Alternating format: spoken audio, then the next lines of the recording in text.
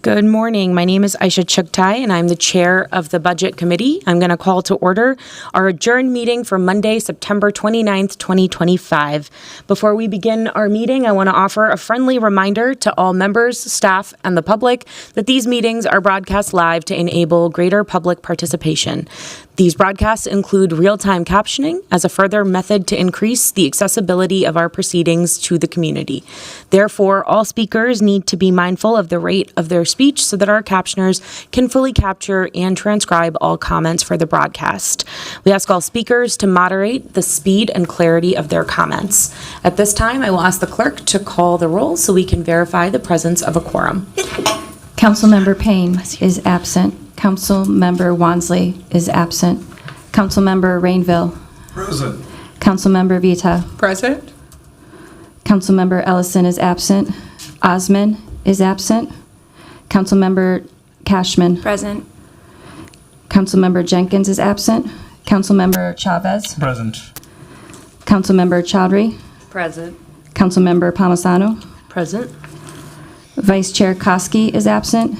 Chair Chugtai. Present. That is 7 members present. Let the record reflect that we have a quorum. I'll also remind my colleagues that we will be using speaker management today, so please make sure to sign in. Today we have 2 presentations related to the mayor's recommended 2026 budget, the first from Civil Rights and the second from our Public Works Department.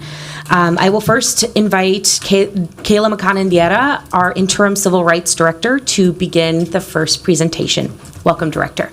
Thank you so much, Chair Chugtai, council members. Good morning. Thanks so much for having me here today. As stated, Kayla McConnell-Diera, I am the interim director of the Civil Rights Department. I'm very happy to be here today to present the 2026 recommended budget. So to start, this is where the Civil Rights Department is in the overall city structure. As you can see, we are a part of the Office of Public Service and report to the City Operations Officer, Margaret Anderson Kelleher, who reports to the mayor. This is a breakdown of all of the staff that are within the Civil Rights Department. I'll highlight, especially on this slide, that we've engaged in significant workforce restructure over the last year for a variety of reasons, with an intent to provide additional staff support and accountability for the work, as well as centralize some of our work in our administration division. Some of the highlights that I want to point out here on this slide are that we have a senior project manager position who reports to the department director, that we have recently reclassified into a quality assurance and compliance manager, but because it has not yet been updated on our workforce roster, we wanted to be consistent. So that's our senior project manager. And we're really excited about this position because it is going to provide an additional layer of compliance and oversight over the Civil Rights Department's specific compliance with the Minnesota Department of Human Rights Settlement Agreement and the paragraphs that we need to comply with therein, as well as provide quality assurance and compliance work across the entire department in all of our different divisions to ensure that we are adhering to our own internal operating procedures, as well as keeping up with best practices across the country in this type of work. I'll also highlight our manager of grants and community engagement. One of the main key priorities of the department over the last year and into the coming years is to increase community engagement. And so we've been able to centralize that work within the department and also have a staff person that's specifically focused on that. We also implemented levels of supervision in our 2 larger of our divisions, which is our contract compliance division and our Office of Police Conduct Review. So you'll see that we have a contract compliance supervisor within our contract compliance division, as well as 3 different supervisors in our Office of Police Conduct Review, which is our largest division, a policy and research coordinator, an intake supervisor, and an investigation supervisor over each of those different pots of work within that division. I'll also highlight on this overview in yellow, you'll see the 3 different boards and commissions that we support within the Civil Rights Department, which is the Community Commission on Police Oversight, the Civil Rights Commission, and the Workforce Advisory Committee.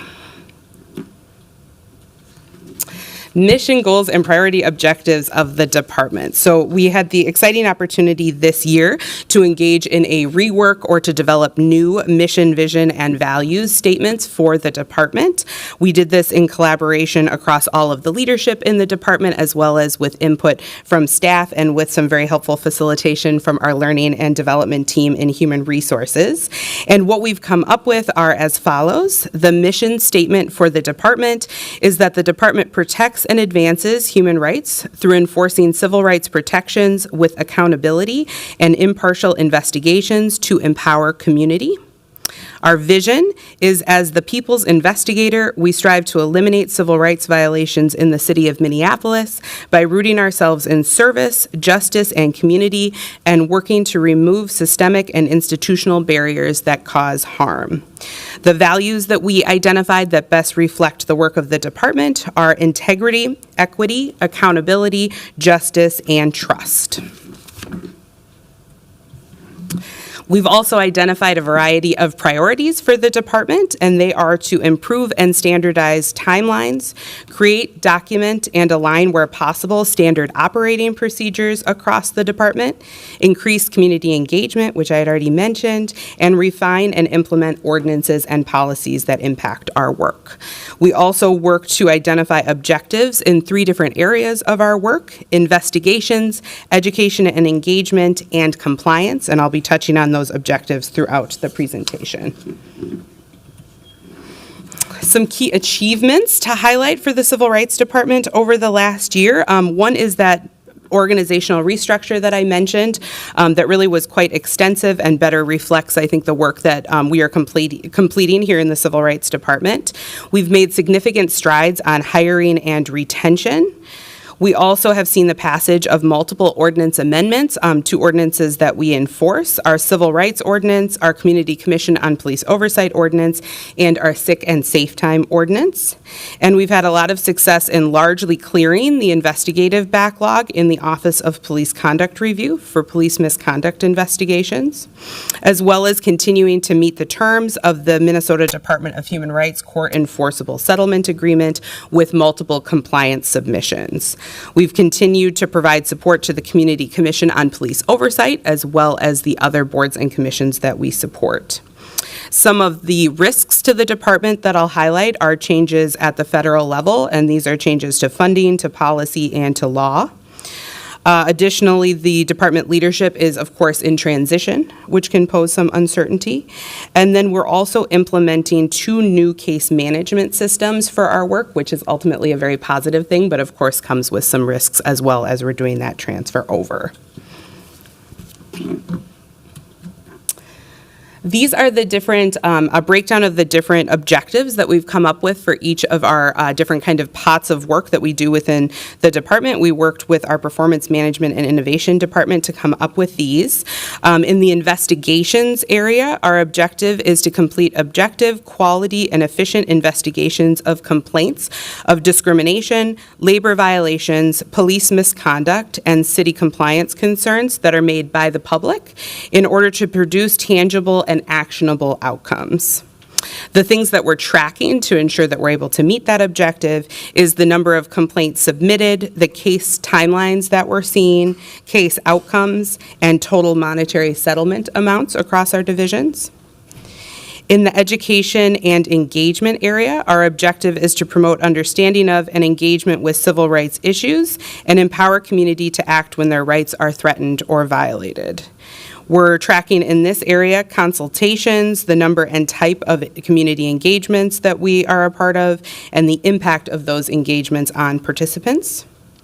And then in the area of compliance, our objective is to ensure awareness of the city's civil rights enforced ordinances, including our Civil Rights Ordinance, our Workplace Regulations Ordinance, Police Conduct Oversight Ordinance, and City Contract Compliance Ordinance to promote compliance with those laws.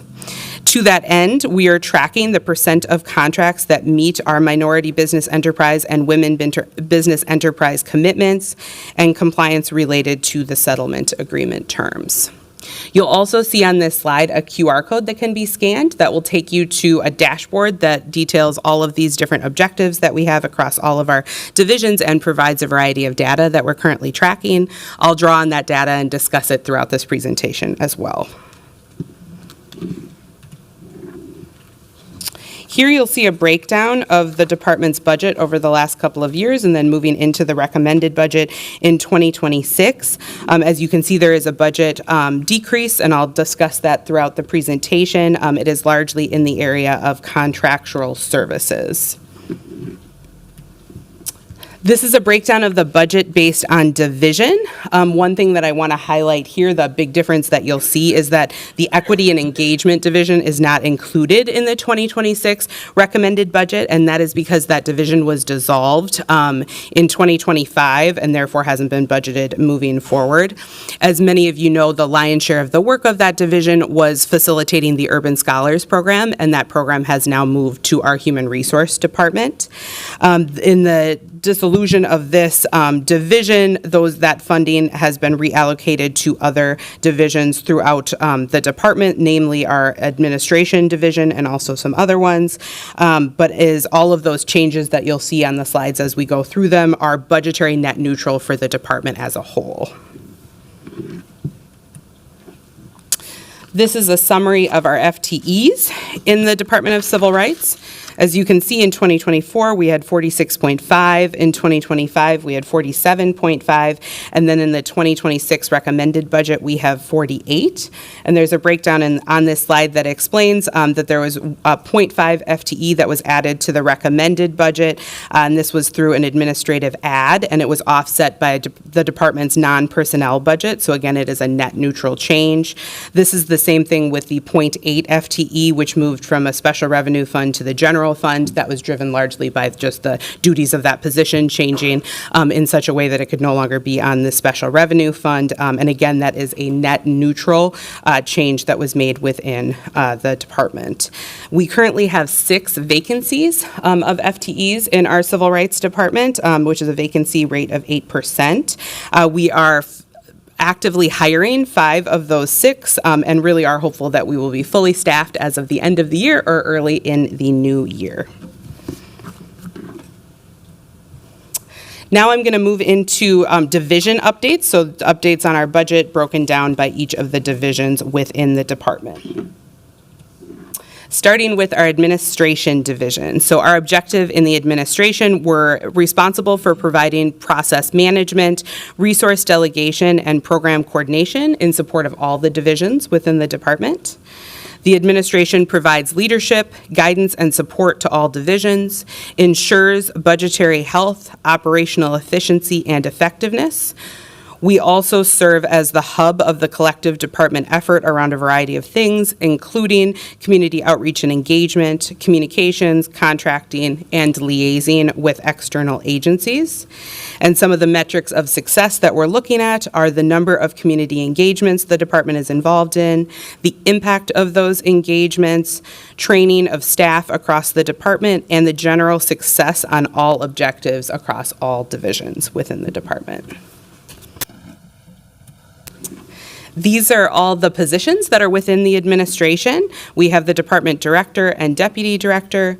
We have our senior project manager and manager of grants and community engagement, both of which are newer positions, and I discussed previously, but really key to the work of the department moving forward.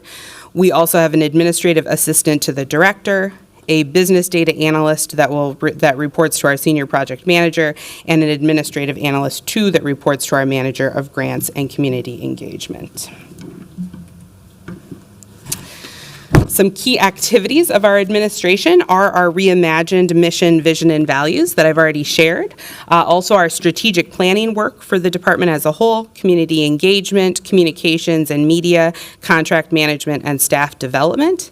And I have a breakdown here of our work around community engagement. As I've already put forward, we have a major goal in the department of increasing community engagement overall.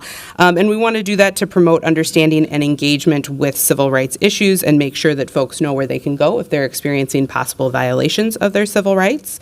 And what we're measuring here is the number of community engagements, trainings, and media appearances that the department has engaged in.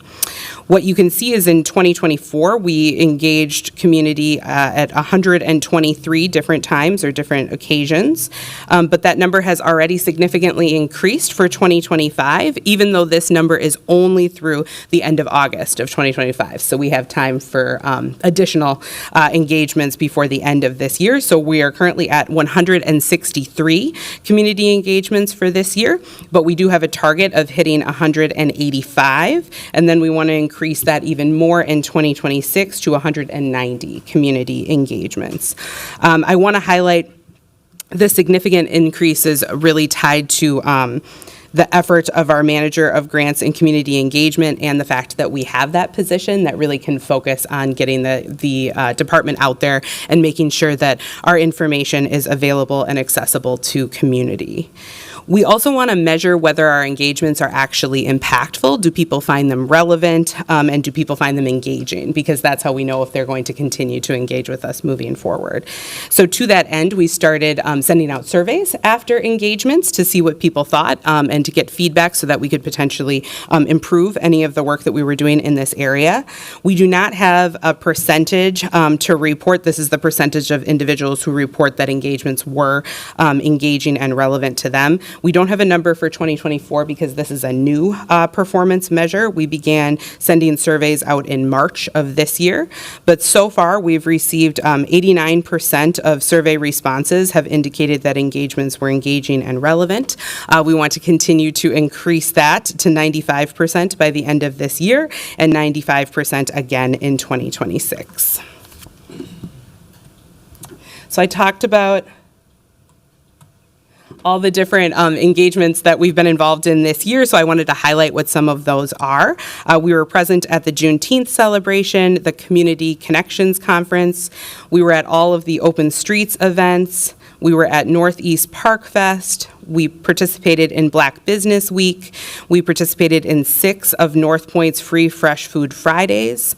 We were a part of the Trans Equity Summit and participated there, as well as collaborated with a variety of your offices on different outreach and engagement efforts and events. We also supported our board and commission meetings, both their monthly meetings as an entire body as well as subcommittee meetings, recruitment and community engagement sessions as well. We had a variety of media appearances. We participated in interviews on Hmong Radio, La Raza Radio, Native Roots Radio, Somali TV. We had a press conference when our Labor Standards Enforcement Division reached the very impressive and important milestone of more than $2 million in wages recovered for workers since its inception, as well as participated in a press conference for the first felony conviction for wage theft in Hennepin County. We also issued a press release when our new civil rights protections as a part of the amendments to the Civil Rights Ordinance went into effect on August 1st of this year.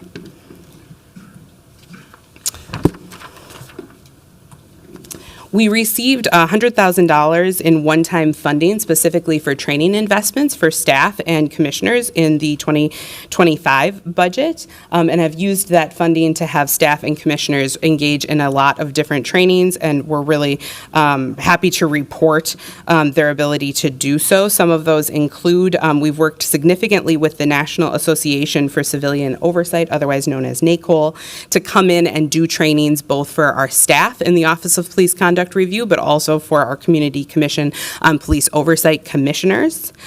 We also have staff and commissioners attending their upcoming conference, national conference. We've sent staff to internal affairs investigations training, to mediation training, had staff take part in the Employment Law Institute and the American Contract Compliance Association Training Institute. We have staff who are attending the upcoming International Association of Official Civil Rights Agencies Conference, as well as staff attending an upcoming Certified Fraud Examiner course. This really has been key to provide staff the tools and the skills that they need to provide the best possible service to community who is reaching out to the Civil Rights Department for services.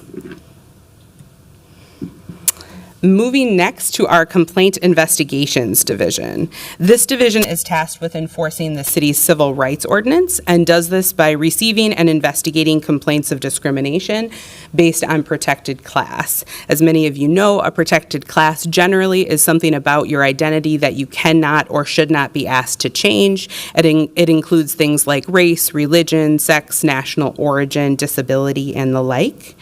And this division has jurisdiction to investigate discrimination in many different areas of life, including employment, housing, education, public services, and more.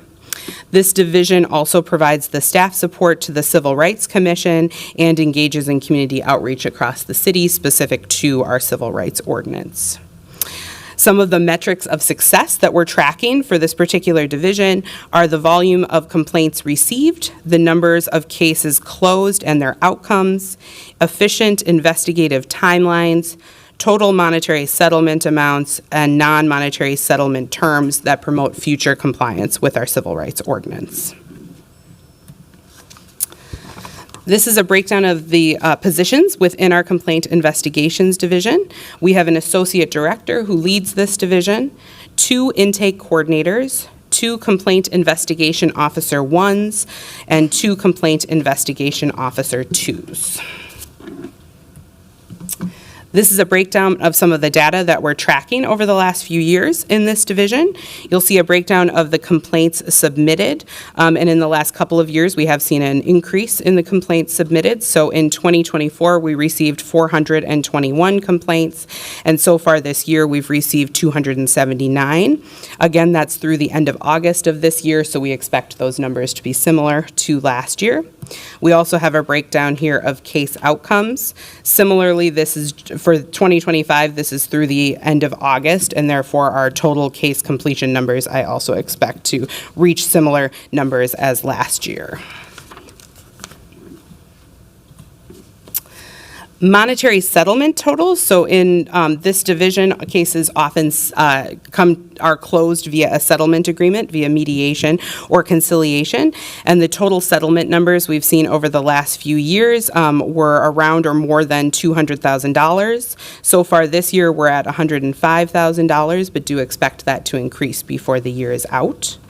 We've also had cases where settlements were reached where there was a variety of non-monetary terms that were included in those settlement agreements. And they include things like agreements to policy changes, to tools for future compliance, to training to prevent discrimination or other issues from happening in the future, as well as sometimes continued reporting to the department so that we can continue to monitor compliance with our civil rights ordinance. One of our key goals in this division is to ensure that we do have efficient case timelines, and we've set an internal expectation of completing investigative work in cases within 150 days of that case being assigned to an investigator. We're tracking the percentage of cases that are completed within that 150 days target, and in 2024, we were able to do that 66% of the time. In 2025 through August, we are at 54%. Again, a caveat that this is because it's through August. How the case completion deadlines are structured in this division is that we have a case completion deadline at the end of September and then at the end of the year. And so investigators do generally focus in the first half of the year on their complex cases that are likely to take longer than that 150 days. And so that's why that percentage is lower now. As you can see, we have a target of 70% of cases overall in 2025 that will be completed within that 150 days. And then we've increased that target to 75% in 2026 and are really going to prioritize and focus on that efficiency.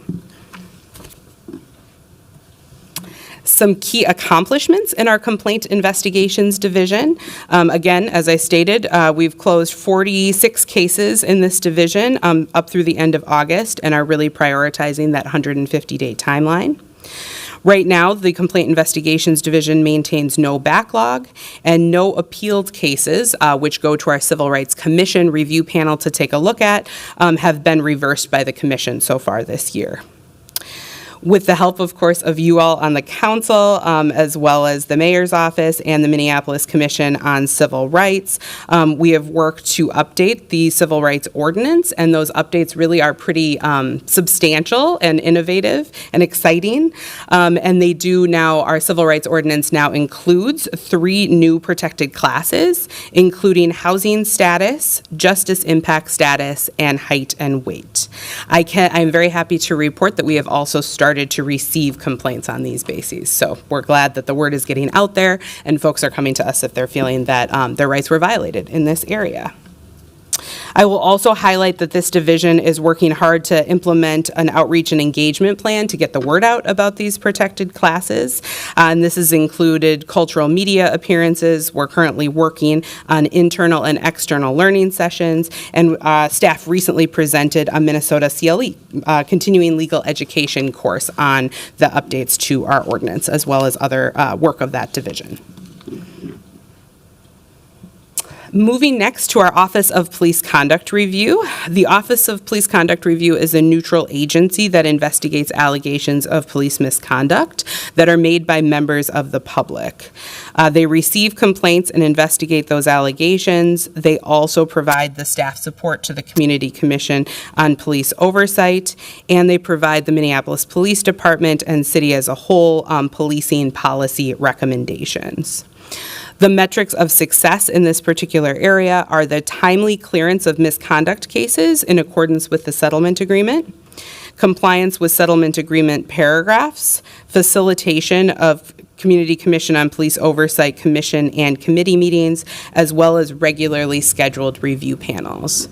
Review panels are made up of 1 sworn member of the Minneapolis Police Department, as well as 2 members of the Community Commission on Police Oversight, and they review misconduct investigations that come out of the Office of Police Conduct Review to make recommendations on final outcomes to the Chief of Police. These are all of the positions that are in the Office of Police Conduct Review. One thing I really want to note here is this is a big part of the overall restructure to make sure that we had sufficient levels of supervision and staff support within this division, which is the largest within the department. And that includes our policy and research coordinator, who supervises an administrative analyst 2 and a video analyst. That group is really specifically focused on providing sufficient support to the Community Commission on Police Oversight and being responsive to their needs. We have an intake supervisor who supervises a video analyst and 3 case investigators that do the intake side of our work in the Office of Police Conduct Review. We have an investigation supervisor that supervises 7 case investigators who are completing administrative investigations. So those are our larger scale and more intensive investigations. And then we also have a management analyst that focuses on monitoring the data that we're receiving and doing research work related to that, as well as tracking what's happening across other municipalities, especially those that are under court-enforced reform work, to ensure that we are building the most appropriate and responsive model of civilian oversight of law enforcement. One of the key accomplishments of the Office of Police Conduct Review is largely clearing their investigative backlog. So as of September 15th of this year, the intake and administrative investigative units have reviewed, evaluated, and investigated all but 4 of the 234 backlog complaints that were sitting with the Office of Police Conduct Review. Those 4 remaining cases are expected to be completed by the end of this month. So we're excited to be able to report, hopefully very soon, that backlog is fully cleared. Again, this is for investigative work. These cases are not closed. There are multiple additional steps in the process, and we always want to make sure that folks understand that. But we're really proud of the work that has been done on the investigative side on those cases. We've also really wanted to prioritize preventing a backlog like this from developing in the future. And so to that end, have really focused on staffing within this division to ensure that team members can continue regular assigned duties versus any sort of movement that needed to happen in emergency response to an influx of cases or complaints.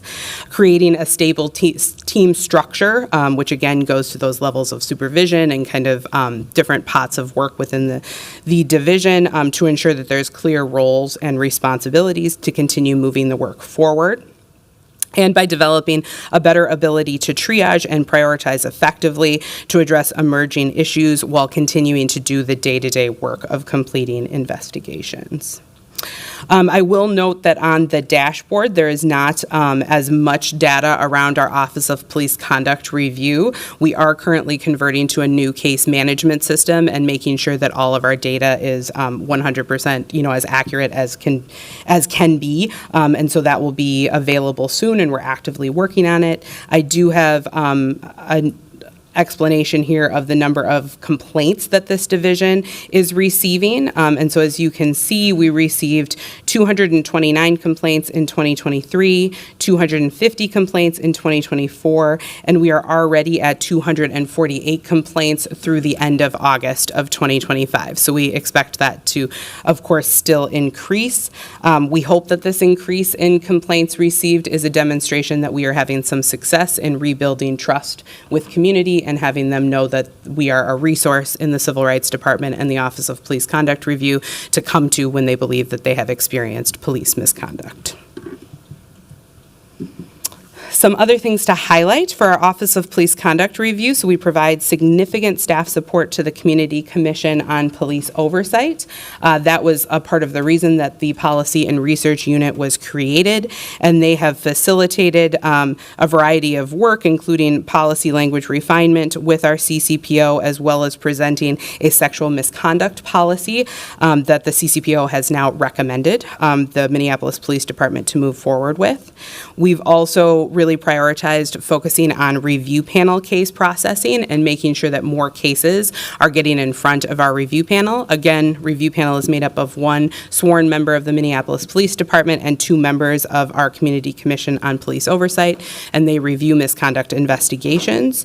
In 2024, review panels reviewed 24 cases, but in 2025 so far, they have reviewed 63 cases. So as you can see, there's been a significant increase. Again, we continue to expect that number to increase throughout the rest of the year, and are excited to be able to get more cases moving through that process to increase efficiency across the board. Our staff have also supported the CCPO in public hearings on police policies. I also want to highlight the compliance submissions for our Office of Police Conduct Review. So these are specifically related to the Minnesota Department of Human Rights Settlement Agreement. We have multiple paragraphs that specifically relate to the work of the Civil Rights Department and the Office of Police Conduct Review, as well as the Community Commission on Police Oversight. So we did receive a letter of compliance in March of 2025 related to paragraph 338, which requires us to develop an outreach strategy for the Community Oversight Commission to appoint a diverse group of community members that represents a cross-section of the Minneapolis community. We also received a letter of partial compliance related to paragraph 339, which requires that the Office of Police Conduct Review provide sufficient staff support to provide the Community Oversight Commission with meaningful participatory oversight. We do expect and hope to receive full compliance on paragraph 339 in the near future. With that, I will turn it over to our Interim Deputy Director, Johnny Burns, who will present on the Contract Compliance Division as well as our Labor Standards Enforcement Division. Thank you. Thank you. Welcome. Good morning. Those benches are hard. Jeez. I'll talk about contract compliance. Contract compliance actively monitors construction contractors that have contracts directly with the city of Minneapolis over $175,000. Those are construction, development, services, commodities, professional service, technical contracts. We look out for a small underutilized business program. We look at low-income workers and businesses, and we also ensure workers are paid the prevailing wage on the projects. As I said, we actively monitor those contracts, and also we include affirmative action, ensuring that no one discriminates while they're working on those projects, and that we include small businesses in the process. Some of our metrics for success are the SUBP participation. So we set goals, we approve goals, and then we monitor that those goals are being met. I'll talk about that a little bit in a second. And then identify any wage theft on contracts, as well as misclassification, underpayment to workers, and talking to workers on site to ensure that their rights aren't being violated. As you can see with the Contract Compliance Division, we have 3 entry-level compliance officers, which is managed by a compliance supervisor. As Director McConaughey talked about, we converted a position that was a senior-level position into a compliance supervisor, which actually helped a lot and has helped a lot streamline the workflow, training, project timelines. Has been very helpful to us. So we still have 4 senior compliance officers and also the wage theft investigator, which was new to our division in 2024. That's been very important to contract compliance also and to the city. Currently, we're actively monitoring. As you can see there, I don't want to report all the numbers there, but there's a lot of contracts that we're monitoring, over $400,000, $500,000, half a billion dollars, I should say, of contracts. And if you look at the chart there, those are the contracts that it tells you how much participation we're getting on those contracts from minority and woman-owned businesses, and as it relates to the overall goal. So 79% of the overall goal for MBE, or for women-owned businesses, is being utilized, and 73% for minority businesses are being utilized. There's 2 stages to the utilization of contracts. One is that the goal is either met or they show good faith efforts on the contract.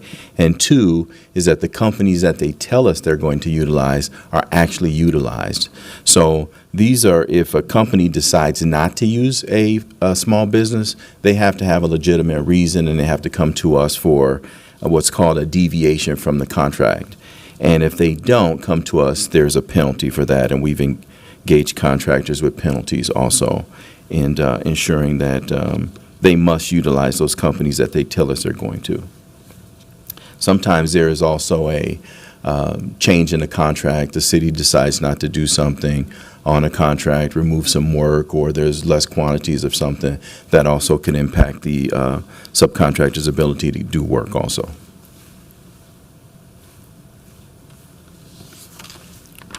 So through August of 2025, we also do certification of small businesses. So we've certified 22 small businesses in the Minnesota Unified Certification Program. We've approved over 220 affirmative action plans. Again, that's saying to contractors, you will not discriminate on a City of Minneapolis contract. And we've done 38 wage theft investigations and received over $104,000 in payments to workers. Now, as I told you before, that wage theft investigator position came in on early 2024, and as you can see from that chart, the trending of those investigations have gone up since then, and we only see more investigations. Our wage theft investigator is out there talking to workers. We're reviewing those payrolls when they come in. If there are some anomalies, we ask for additional information through ordinance, and we're making sure that contractors are abiding by their commitments to our contracts.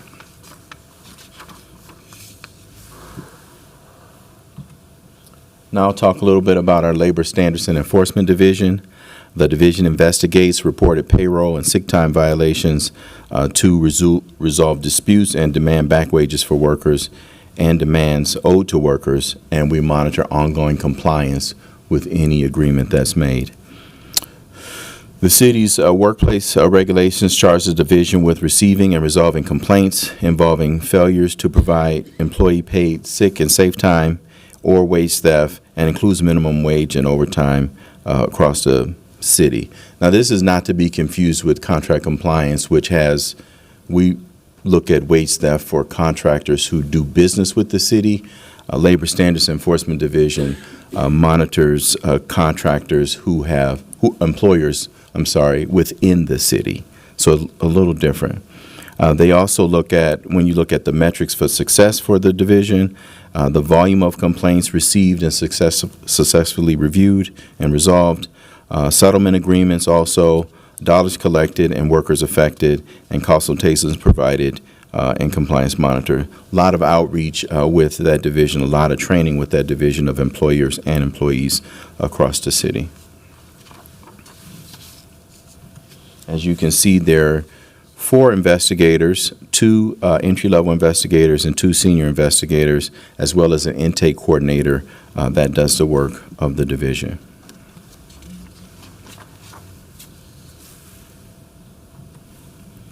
In 2024, there was 163 cases closed, and they've collected over $500,000, and impacting over 1,300 workers.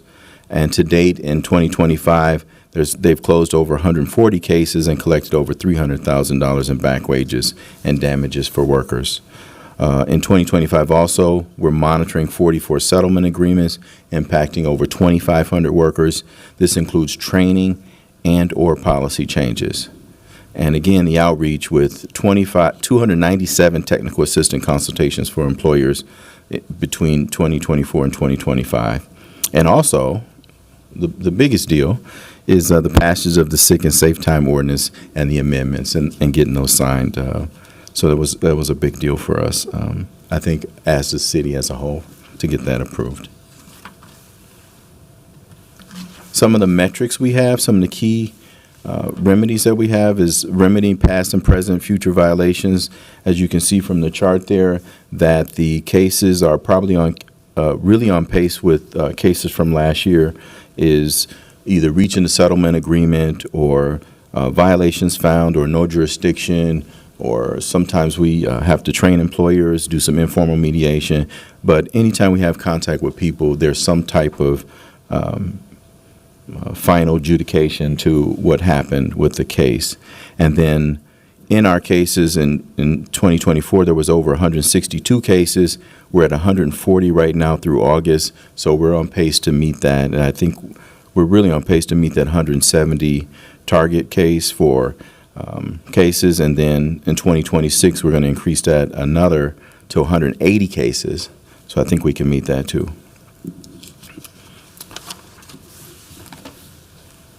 And I'll turn it back over to Director McConaughey. As you've seen throughout the presentation, there is a reduction in the civil rights recommended budget for 2026, and that is to our labor standards co-enforcement funding. That reduction is recommended to be approximately $349,000, and with that reduction, approximately $309,000 will remain in the department budget to complete this work. I want to highlight that we truly value and appreciate the work of our co-enforcement partners as well as our partnership with them. This past year, we piloted performance-based contracting for our co-enforcement contract, and so have set very specific targets for different activities within this work. And we are very committed to working with our co-enforcement partners to ensure that we make reasonable and mutually agreeable adjustments to those targets based on any reduction in funding. And with that, thank you so much for your attention, and I will stand for any questions that you may have. Thank you for your presentation. Director, colleagues, are there any questions? And as I'm seeing council members jump into queue, I will note that we have been joined in this committee meeting by Councilmember Jenkins. With that, I will first recognize Councilmember Cashman, followed by Councilmember Palmisano. We've got 4 speakers in queue so far. Thank you, Chair Chugtai. Thank you, Director. I'm trying to understand this cut that you just outlined. So what was the rationale behind reducing funding for labor standards co-enforcement, especially since the public hearing that we had most recently was workers and advocates talking about the real impact of this and the real need for this funding? Chair Chugtai, council members, Councilmember Cashman, thank you for the question. We had a budget reduction target, just as any other department did across the city. And so we really had to take a look at our budget as a whole. The vast majority of the Civil Rights Department budget pays for our staff. And as I talked about, we've done an extensive workforce overhaul and restructure to ensure that each of our FTEs truly is necessary to enforce the civil rights ordinances we are tasked with enforcing, and that is why we needed to identify programmatic funding that we could cut from. So that is the rationale for the reduction to co-enforcement funding. And then what would be the impact on service delivery of reducing the capacity of labor standards co-enforcement? Chair Chugtai, council members, thank you for the question. Councilmember Cashman, we don't yet know exactly what the impact would necessarily be, but as I said, we piloted performance-based contracting in this contract, so we do have very specific targets, and we are committed to working with our co-enforcement partners to make reasonable adjustments to those targets. So it's things like amount of community outreach, trainings that are completed, amount of navigation services that are provided to workers. So we'll make sure to work with our partners and make sure we come up with a reasonable course forward of what those expectations should be. Okay, so there would be a reduction in all of that, in trainings, in engagement, and in enforcement of labor violations. I do believe that would be a reasonable expectation, yes. Okay. And then last question here. What's driving the increase in the contract compliance cases in the last couple of years? Is that just the fact that you've brought on new staff that's able to handle it, and therefore the case count has just gone up? So we established a wage theft investigator position in 2024, and so that was the first time we've ever had an investigator in that division that can solely focus on investigating anomalies that we find when we're doing active monitoring on city contracts.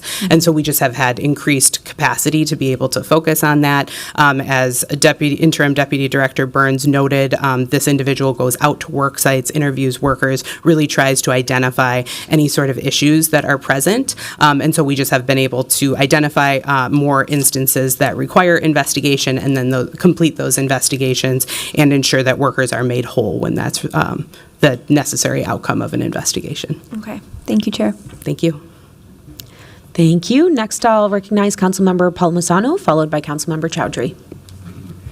Thank you, Interim Director McCann and Diarra. I'd like to thank you for always stepping up through a couple leadership transitions here, taking on new and additional duties, and really stabilizing the department. Your own consistent presence and institutional knowledge is really helping to hold things together in times of uncertainty, and I appreciate it. Also, congratulations on some of your achievements. I see them here, especially clearing the police conduct review backlog.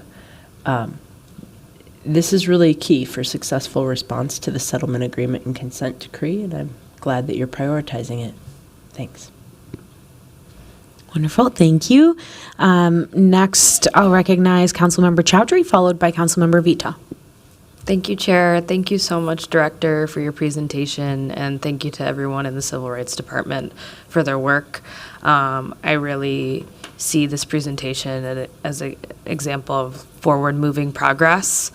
I was really impressed to see so much of the backlog reduced, and I'm interested to learn more about what's going to be done in the future to prevent future backlogs. I think that's a very worthy goal to set, and I look forward to seeing that come to fruition in the next year. Really exciting policy work that's being implemented in the Civil Rights Department too. It's heartening to see the expansion to housing impacted folks, justice impacted folks, height and weight, and see more complaints come in because it indicates that there's a greater need. I really see the Civil Rights Department as a department that is the arbiters of protection, justice, a place where people who feel marginalized or are marginalized in our city can come. There's been a couple of cases that I've kind of pushed towards your department in my first 2 years as a council member, and the response has been really, really great.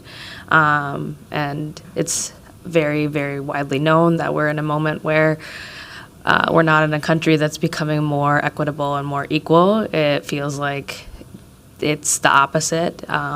There's further growth of disparities, almost actually intentionally, and so the work of the Civil Rights Department is really, really important for the resiliency of our city, and I want to see this department grow into the future. I think it needs to grow. in order to continue to do the current workload that's robust. And we've had conversations in different parts of what civil rights does in terms of questions of capacity and the need for more capacity. So even if it's not within this budget cycle, it's something that I'm really thinking about looking into the future. So I just wanted to make those comments before I made some questions. And again, just thank you, all of you that are working really hard in the department. We really see it, and our constituents really feel it too. Like, I get that feedback on the things that they've reached out about and connected on. My question is about the reduction to co-enforcement. The first question that I have is how much funding, without this funding, is currently left for co-enforcement next year? Chair Chugtai, council members, thank you, Councilmember Chowdhury, for the question. Approximately $309,000 remains for co-enforcement work. And is that one time or ongoing? That is ongoing That's funding. ongoing. Okay, great. And then I think I heard you mention something about figuring out internally how to kind of bridge the gap of losing this funding for co-enforcement. How are you, as the department director, kind of thinking through what can be mitigated internally without this funding? Chair Chugtai, Councilmember Chowdhury, thank you for the question. The main thing that we've identified is, of course, working with our co-enforcement partners to ensure that the targets moving forward are reasonable based on the funding for this work. But additionally, we have prioritized community engagement and outreach generally in the department, and would plan to focus that specifically on our labor standards enforcement-related work to attempt to mitigate some of the changes that would happen with reduced funding for co-enforcement. Mm-hmm. And then I know that the additional ongoing funding happened just this last budget cycle. I was a co-author of that funding with a couple of my colleagues up here. What was the impact of the additional funding that the department received, and how did that show up in that work? Chair Chugtai, Councilmember Chowdhury, thank you for the question. I would say at this point in time, it's hard to quantify that fully just because it's only, we're only tracking through the end of August of this year. But as I said, we did pilot performance-based contracting, and so we did want to align that funding in 2025 with the services that were going to be performed with that funding. And had very, I think, reasonable but also increased targets for work. So increased hours that are logged by co-enforcement partners, increased outreach events and training, and increased navigation services that were responsive to that increase in funding. And my last question is, how many specific to wage theft cases have you seen this last year in the department's worked on? Chair Chugtai, Councilmember Chowdhury, thank you for the question. I don't have that number off the top of my head, so I can follow up with a staff memo with that number. Thank you. That's perfect.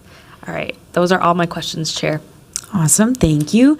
And next, I'll recognize Councilmember Vita. Thank you, Chair. Thank you so much, Director. This has been a really awesome Monday morning presentation. You all have done some wonderful work. The department, this department has been quite frustrating for me as a council member because I get a lot of questions about some of the things happening in civil rights, and over the years I've just said we're working on it. And like, we've worked on it. You all have worked on it. You've done a fantastic job. To be down to 4 cases this month, having come from, what was it, like 234 or something like that, that we've been talking to people for at least 3 years, given that same number and saying it's coming down, they're working on it, and to really be there now and have it down to 4 cases and be thinking about how are we going to prevent this from happening in the future just feels really good. You've done an amazing job, the entire department. I know that yes, clap. I see, clap, Good job. You have done a fantastic job. I know Director Phillips has moved on. I shared with her also that I thought her leadership just brought in this power of getting things done and really listening to community. I've enjoyed seeing you all out at community events. I'd never seen that before. It's good to introduce you all to community and make people feel safe about some of the issues that civil rights work on. You know, I know when they see you at outreach events like Juneteenth or just at a local church or, you know, staff out at the neighborhood park talking to folks about what the Civil Rights Department does, that bridges a gap for folks that I represent for sure. And you know, everyone. There's so many things happening in our communities that could be violations of civil rights or that people have questions and concerns about. And to have folks out in community saying, here's who we are, you can talk to us, that means a lot. And so I really love the direction the department is going in. I love how you've embraced that being seen in community is a big part of how folks access this department. So thank you all so very much. I mean that every single person in this department deserves huge big ups because I know it's been a labor to get here and you all have been through it, whether it's budget or turnover, and like so much staff turnover has happened in my time here. Some of you have stuck with us this whole way. Some of you are newer, and I love it. I really do. I just appreciate this this presentation so much. I came in a good mood, and this is keeping me in a good mood for the day. So thank you all so much for this. I do have one question though, because I've been asked this a lot recently based on some of the public hearing, the public hearing we've had. What is it, have you all explored, what does it look like to bring in the work that, like, say Tool is doing around wage recovery in-house? Like, what does it look like to have, I know you had a chart up with some folks who work in that department, but what does it look like to fully have that work in-house at the City of Minneapolis? Chair Chugtai, Councilmember Vita, I would not say that we've done extensive work to look at that, so I wouldn't be ready or comfortable to answer that question at this point. I will say that the department certainly values the partnership with a community organization that is in a different non-government location and is accessible in a different way. So we have not done extensive work to take a look at that. So is there an RFP process, or like when does that come back up again, and how does that happen for other organizations that may be interested in co-enforcement work? Chair Chugtai, Councilmember Vita, thank you for the question. Yes, there was an RFP process. We just did one early this year for this co-enforcement contract. Off the top of my head, I don't have the date that contract goes to, but I certainly could follow up in a staff memo and provide the date when that contract expires. Okay, thank you so much. That's all for me. Clerks, did we note that staff follow-up around expiration of the current co-enforcement contracts? Wonderful, thank you. Thank you so much for coming in to present your budget today. I will just say I really appreciate, I know you are aware there were a lot of questions about the co-enforcement budget being cut in half, a little bit more than that. So I just really appreciate your honesty about the impact that will have. And I can imagine that's a really difficult thing to do, and so want to thank you for that. So with that, we will say thank you to the Civil Rights Department. Thank you. You're done for the day, and I will ask the clerks to file that presentation. And next up, we have our presentation from the Public Works Department. For that, I will invite Tim Sexton, our Public Works Director, to join us and begin that presentation. Welcome, Director. Thank you, Chair. If you'll just hold on one second. Yeah, all good.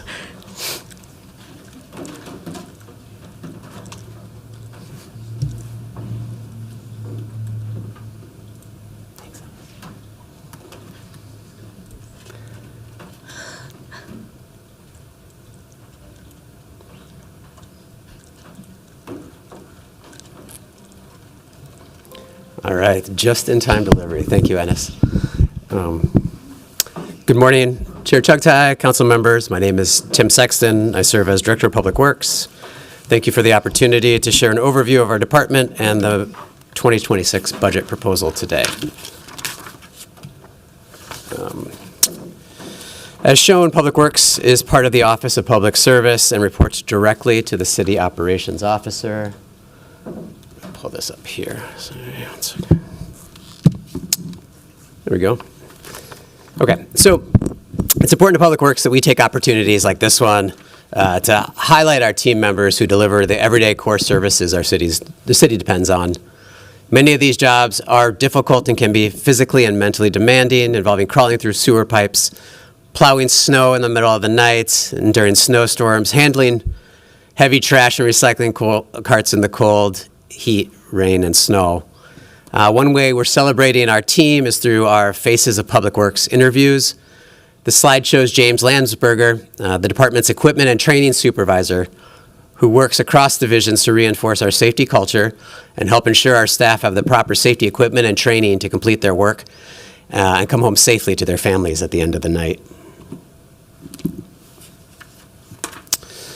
So the Public Works Department makes up almost a quarter of the total city workforce, spread across 9 divisions, who all share the mission of providing critical city services that contribute to public safety, economic vitality, and neighborhood livability in their own ways.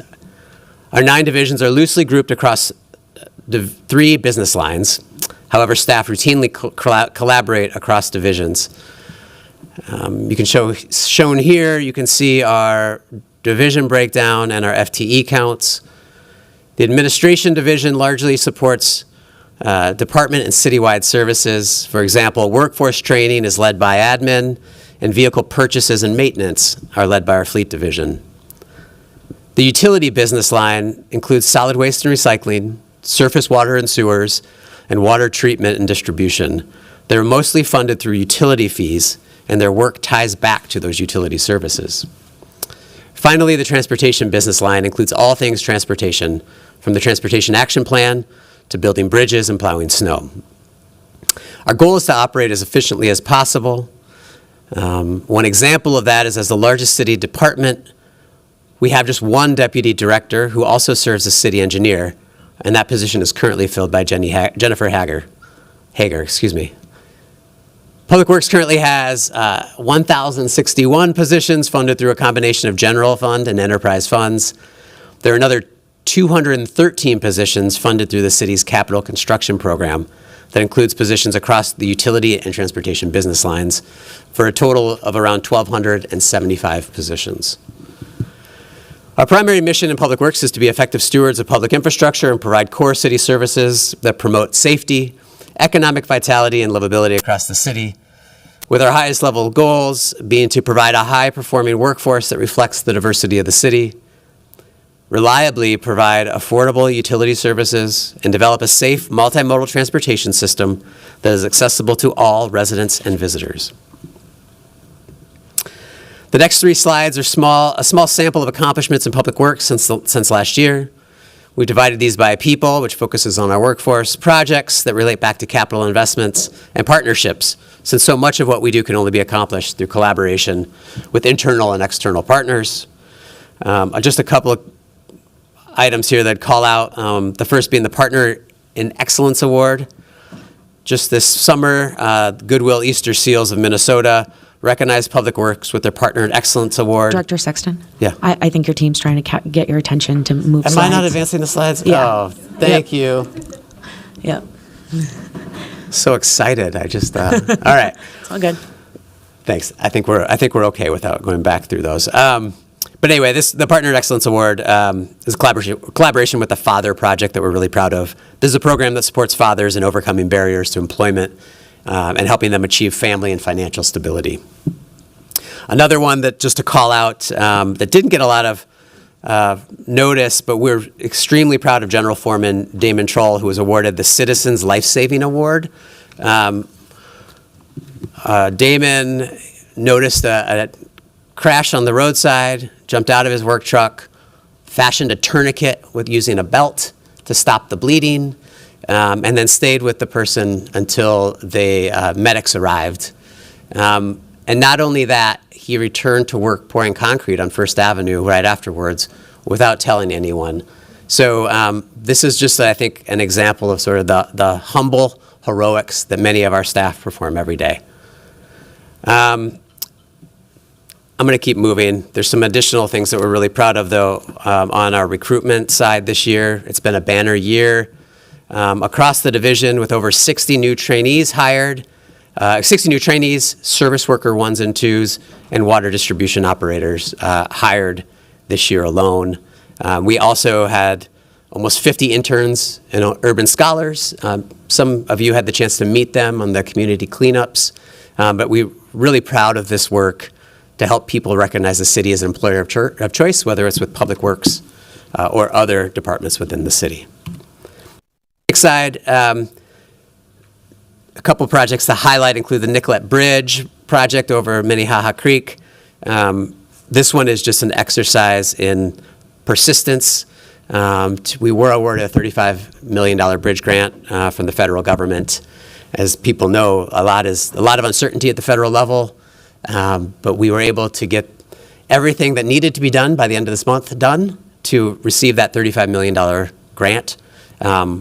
Not without a ton of effort from Public Works and the City Attorney's Office, so really grateful for that. Hennepin Avenue South should be ready to open up in November. Another achievement we're excited about. And finally, lead service lines. We're on track to replace as many as 10 lead service lines every workday in 2025. This is a huge effort, as there are over 38,000 lead service lines in Minneapolis. And the goal of the state is to replace all of those by 2033. And I guess one last thing is just on the copper wire theft. I know that's an important topic for many of you. And over 22 miles of wire theft have been repaired this year alone, with over 580 lights relit this far into the year. So we're going to keep going to partnerships. Some of our most exciting work is really done through partnerships, whether that's other city departments, working with city leaders, engaging with the community, county, state, regional partner agencies. Just a few highlights include the Bike and Transit to Work Day in coordination with Metro Transit and Move Minneapolis, traffic safety camera pilot done in collaboration with legislators who helped us make that pilot a reality. The NACTO, the National Association of City Transportation Officials, this is the premier conference for city transportation officials in the country. Our application focused on partnerships with the City of St. Paul, some counties, MnDOT, and private and philanthropy partners. We beat out a whole host of very competitive other city applications. You can read the rest of those, but I think the key here is that the work we do frequently involves others, which does add to the time that things take, but also adds to the quality of the outcomes. In terms of big picture risks that we see coming this year and into the future, we're generally thinking of these risks in terms of trade-offs. So inflation and rising costs continue to be a challenge related to labor, construction materials, electrical components, continue to outpace funding available. Just as some examples, signals and streetlights are twice what they used to cost. Going from $200,000 in 2019 to $400,000 today to replace one traffic signal. General construction material costs also continue to increase faster than other inflation, increasing over 15% since 2022 for things like concrete and asphalt. On the staffing side, staffing is always going to be a challenge, but I think what we wanted to note is the upcoming loss of institutional knowledge. We have over 282 employees in Public Works who are retirement eligible. That's over 22% of our total workforce. So that is a very real risk. Many of these people have decades of knowledge that helps us do our work more safe, more efficient, and more effectively. Supply chain, some of you experienced this in terms of the wire theft. We had an order for 6 miles of aluminum wire that was canceled this year due to tariff disruptions that slowed down our streetlight replacement work for this fall. Federal funding uncertainty, I won't dwell on that. I think people are aware of some of those challenges, but that is tens of millions of dollars of grants are at risk. And it's hard to say with certainty how we mitigate that because there's so much uncertainty at the federal level. But we continue to put our heads down and do the work the best we can to get those grants agreements signed and the funding continuing to come to the city. Copper wire theft remains a risk, but I think we have seen a slowdown this year, which is a good thing, and that's due to a lot of the mitigating work that our staff have done to reduce the appeal of selling that wire, along with potentially some benefit from the state law changes. And then sort of bigger, more like big picture risks have to do with collaborating with some of our partners. One in particular with Hennepin County was given a lot of new transportation money by the state. Those projects that they fund within the city require a city match. We don't necessarily have the money to match that we used to, and so we're continuing to work with them to sort of adjust those expectations. Other expectations that continue to change, though, is on our projects. Minneapolis is really recognized nationally as a leader in multimodal transportation. That is not without effort and cost, though. So our projects, what used to be a simple pavement overlay, is now, we're adding ramps, signals, green stormwater infrastructure, all the things that are important to our city, but they do take more time and they cost more money. And then overall, just aging infrastructure. Many of you, unfortunately, have had to experience some of the outcomes of an older infrastructure system in the last year that has costs to us, to community, and can create major disruptions in the city. All right, so overall, the way we track our performance, though, we have 16 categories with 54 visualizations on our Outcomes Minneapolis dashboard, and actually 64 unique metrics that we use. We're continuing to refine these, though. I think even though we are a large department, it can be hard to manage 64 plus performance metrics. But we can talk more about that if you would like, but I'm going to keep moving otherwise. So given that we have so much going on in the department, we continue to work on a new strategic plan that we started this summer and we'll be wrapping up later on this calendar year. But the goal is to really say we've got all these metrics. We have plans like our Transportation Action Plan with hundreds of actions in them. How do we boil that down so that our staff can really focus on what's important and make sure that we're all kind of rowing in the same direction in the short term, especially to identify what are those key things we should be focusing our effort, our energy, and our resources on. And we have 3 key areas of safety, equity, and climate that we're focusing on. That draft is in sort of its final draft, that plan is in its final draft stage. And we're hoping, again, to finish that in the calendar year. Here are 3 examples, though, of the types of measures that we do feel like are important to capture and drive some of the work that we do. Worker safety was always going to be our top priority. We're really happy to report a trend towards fewer injuries, even though we won't be satisfied until we get to 0. We really credit our progress towards a culture of safety instilled by many of our leaders here today and increased investment in safety training from people like James Landsberger, who you saw highlighted on that first slide. In terms of community response, we are proud of our response time to 311. The numbers here show continued excellence in this area by staff throughout the department. That said, we're not perfect and sometimes exceed expected response times. However, for some perspective, since 2024, Public Works has received over 62,000 311 inquiries. So the fact that we are actually exceeding our service level performance goals, I think really is credit to all the people throughout the department who respond to those and really prioritize constituent and resident sort of responses. And, we have a real role to play in reducing the city's contribution to carbon pollution.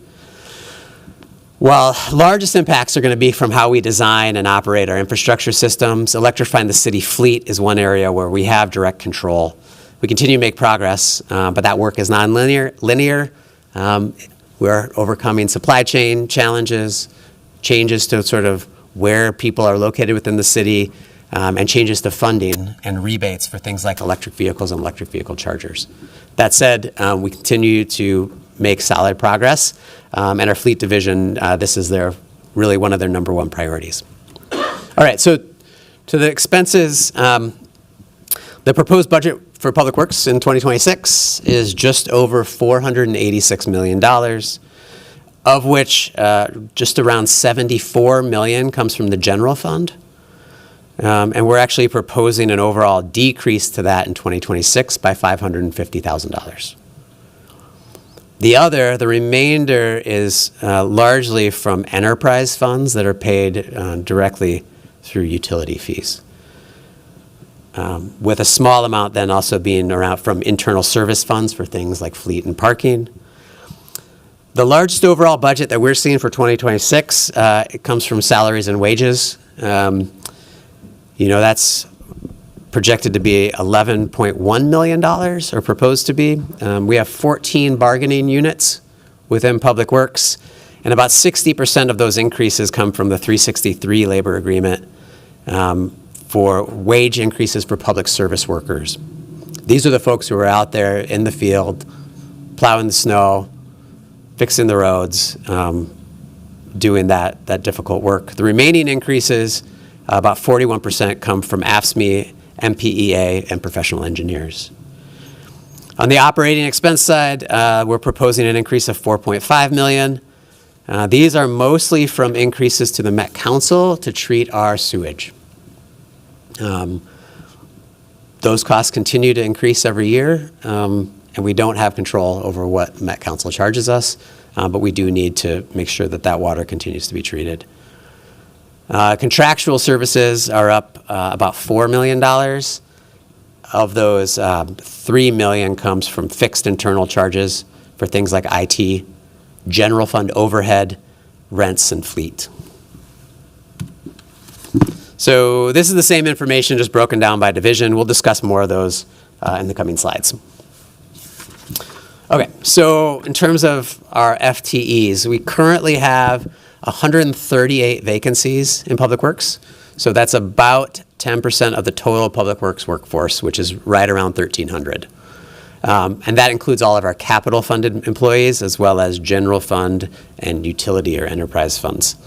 Majority of our vacancies are in those enterprise funded positions, but all of our vacancies fall into three real categories. We have positions vacated due to promotions, currently in the hiring process, or filled with a detail. One thing that we're really proud of in Public Works is we use details a lot, which is like a temporary filling of a position. For example, right now, the deputy director and city engineer is a temporary or interim fill from Jenny Hager, which led to multiple other temporary fills behind her. This gives an opportunity for internal staff to explore the position and learn more about the new responsibilities before we competitively fill those roles. Other vacancies include outside trades. We fill with outside trades and temporary fills from people outside the department. So, for example, we have about 120 of those 138 positions are currently filled through outside trades. These are represented folks who are able to come in and work as almost like a contract basis to meet the needs if we're having trouble filling a position or while we're trying to do some of our larger hiring processes.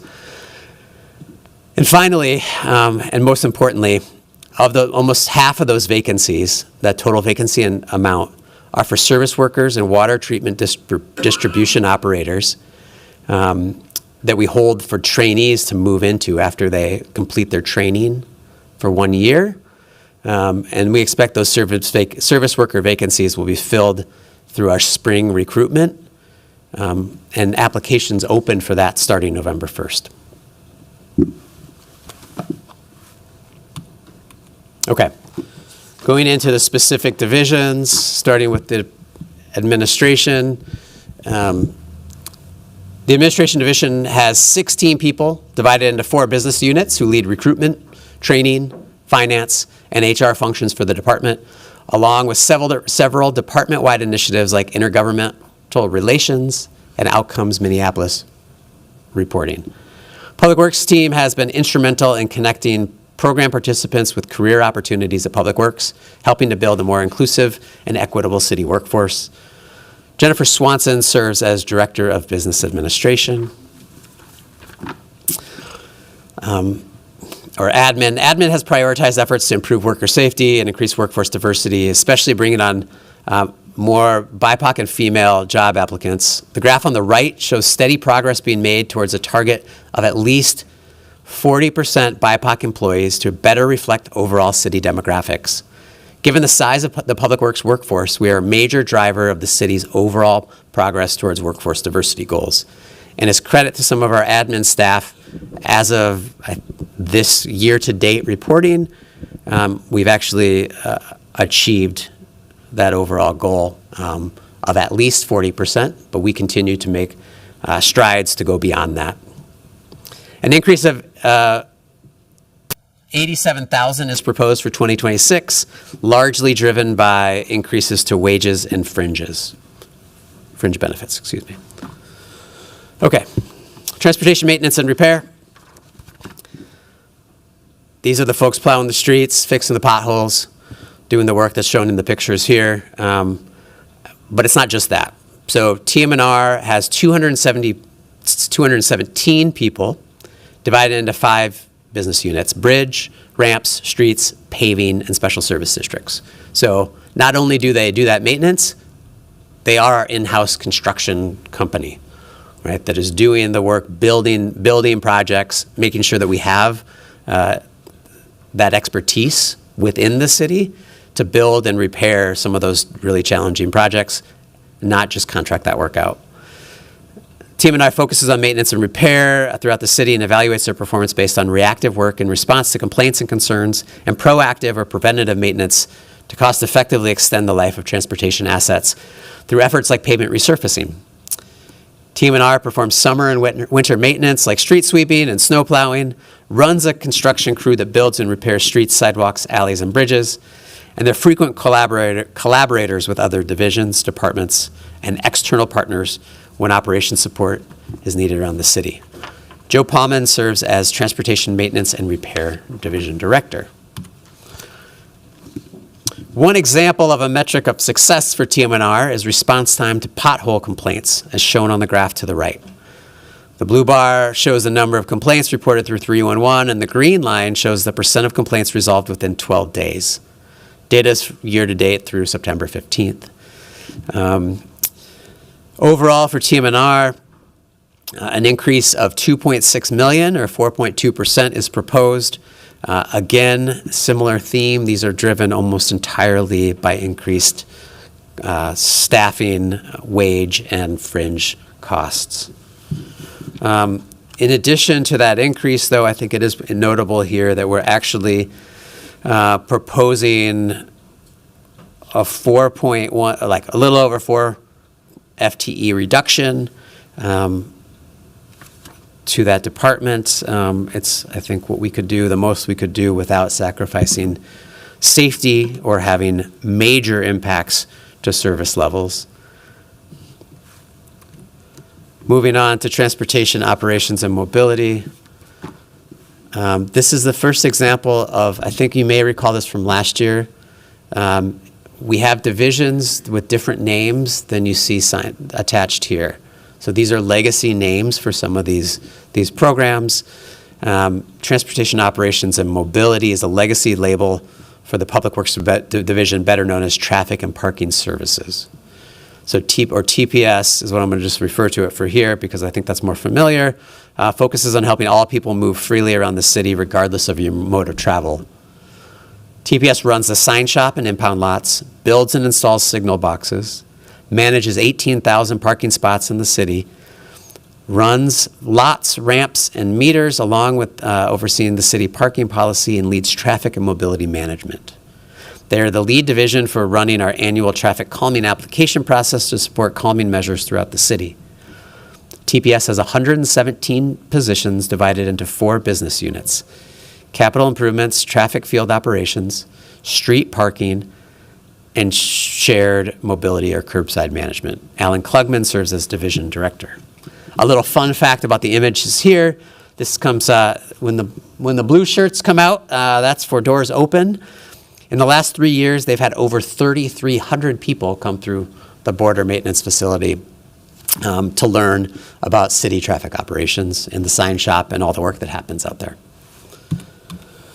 Okay, so TPS, or Transportation Operations and Mobility, we talked about that. Ensures streets are lit, signage is present and clear, and streets are open for plowing and sweeping to make sure all users can safely navigate the city.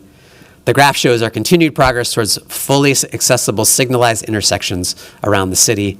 We're proposing an increase of $7.9 million for 2026.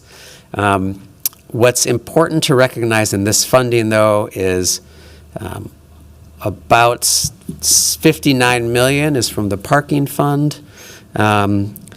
And some of those costs, the cost increase or the budget increases we're proposing are directly related to capital improvements and deferred maintenance for some of our parking facilities. Those funds are also, or excuse me, that budget is also fully covered by people parking and using the parking facilities.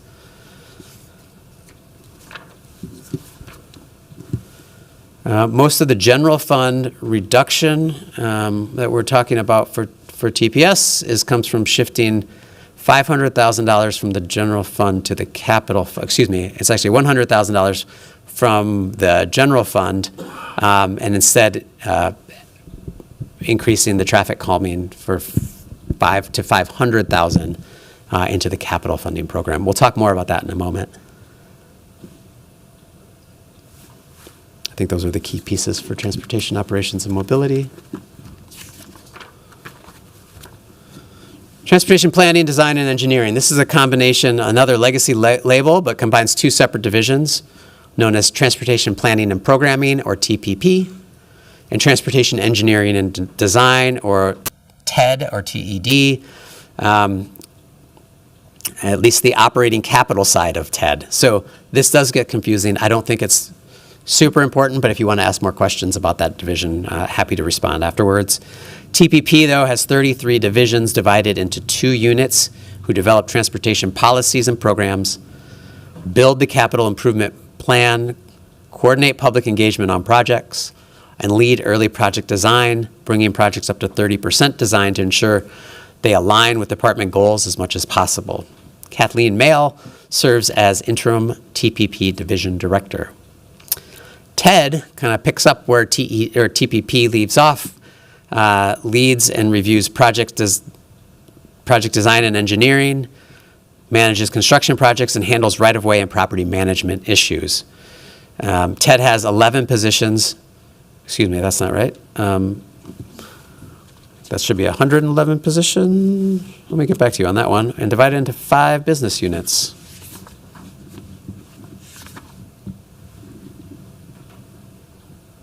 Yes, 111 positions in TED divided into 5 units. Don Elwood serves as division director for TED. All right, so TPP and TED combine to plan and design our transportation system. These divisions are the ones who created the Transportation Action Plan, Racial Equity Framework for Transportation, Vision Zero, plans that guide our transportation investments, and then finalize project design and oversee construction projects like Hennepin Avenue South. Notably, that's on track and scheduled to open in early November. Their metrics demonstrate the division's commitment to safety and equity for our transportation system. The graph on the right shows the continued challenges to reducing fatal crashes in the city. That's part of our Vision Zero work led through TPDE with contributions from all transportation business line divisions. An increase of $3.9 million is proposed for 2026. This includes a $2.8 million increase to capital program for new staff, to deliver that capital program, which is in total is over $310 million. And then an $890,000 increase to the engineering lab for wages and higher material prices for things like asphalt. Those are the kind of the main drivers of those increases. All right, utility programs, internal service programs, starting with fleet services. Fleet services division has 73 positions, divided into 4 business units who are responsible for purchasing and maintaining our vehicle and large equipment fleet for all departments within the city, from sedans to snowplows and snooper trucks. Chris Royston is the Fleet Services Division Director. As we mentioned, Fleet works across the city with all departments to match them with equipment that cost-effectively meets their needs. In recent years, conversion to cleaner electric vehicles has been a priority, and the team has been working on the puzzle of fitting the right vehicle model to meet the customer needs and making sure that charging is available at different facilities around the city. Preventative maintenance is also a focus to keep vehicles operating cleanly and efficiently to reduce costs and pollution. The graph on the right shows progress towards increasing the number of EVs in the city fleet as a percent of all city vehicles. We're currently at 9% of the total fleet being EVs, when excluding vehicle types that currently lack electric options, or at least like readily available electric options like medium and heavy-duty trucks. The percent of electric vehicles in the city fleet rises to 25%. A 3% increase is proposed for 2026, again driven largely by higher staffing costs and increased costs to repair or replace totaled vehicles. Solid waste and recycling includes 150 positions divided into 3 business units who help keep our city clean. The team pick up residential trash, recycling, organics, and yard waste for half the city and contracts with MRI, a private waste hauler, for the other half. MRI's service area is west of 35W from the Minnehaha Creek, up through North Minneapolis, and then east of the river from Broadway Street northeast and 18th Avenue northeast to the northern city boundary. They also support city cleanups and graffiti removal. Nick Gerald is the division director. So this division focuses on keeping the city clean and for people and the environment. They partner with Minneapolis Health Department, Hennepin County, and private haulers to work towards a zero waste future that includes waste reduction, reuse, and recycling. The graph on the right shows garbage, or waste that cannot be reused or recycled, is back to the same level as 2019 after jumps in 2021 and then reductions in 22 and 23. While the city is still considered a national leader in waste reduction and recycling, more work is needed to make meaningful and lasting reductions. An increase of $7 million is proposed for 2026 that is largely driven by higher wages and higher internal service fund charges for things like IT and other enterprise-wide internal services. These funds are full, like this funding is almost entirely paid through waste bills by users. Sanitary and sewer and storm water are managed by the Surface Water and Sewers Division, right, to provide wastewater and stormwater management to protect the community and our water resources to support clean water and a thriving city. Just for clarity, sanitary sewer is water from faucets and toilets that needs to be treated at the Met Council facilities. Stormwater is water that runs off of roofs, parking lots, and streets that is largely untreated. Surface Water and Sewer has 138 positions who build and maintain the sewer and stormwater infrastructure, including gray assets like pipes and green infrastructure like some engineered vegetated medians and boulevards that detain water before it enters the stormwater system. This is also referred to as green stormwater infrastructure. Between the sanitary and stormwater systems, the division operates and maintains about 1,400 miles of underground infrastructure. All the work in surface water and sewers is funded through utility fees. Angie Kraft serves as division director for surface water and sewers. So on the sanitary side, sanitary sewers are aging. The division uses and really leads the department in their use of a data-driven asset management approach to guide rehabilitation and replacement of sewer mains owned by the city. System performance is regulated at the federal, state, and local levels, and backups, leaks, or failures can have health or environmental impacts. The graph here, we actually debated on this, how to visualize this, because the work is, because what they do is so impressive that there's zeros the last few years in terms of the number of combined sewer overflows. So the national average, you can see, continues to hover between 15 and 20. Our number has remained at 0 since 2019, really suggesting that, is evidence of all the work that we do and the great leadership in surface water and sewers. Yep. An increase of 117,000 is proposed for 2026 for sanitary sewers. Let's move on to stormwater. On the stormwater side, the stormwater fund is used to operate, maintain, and improve our storm sewers. Again, all costs are paid through utility bills.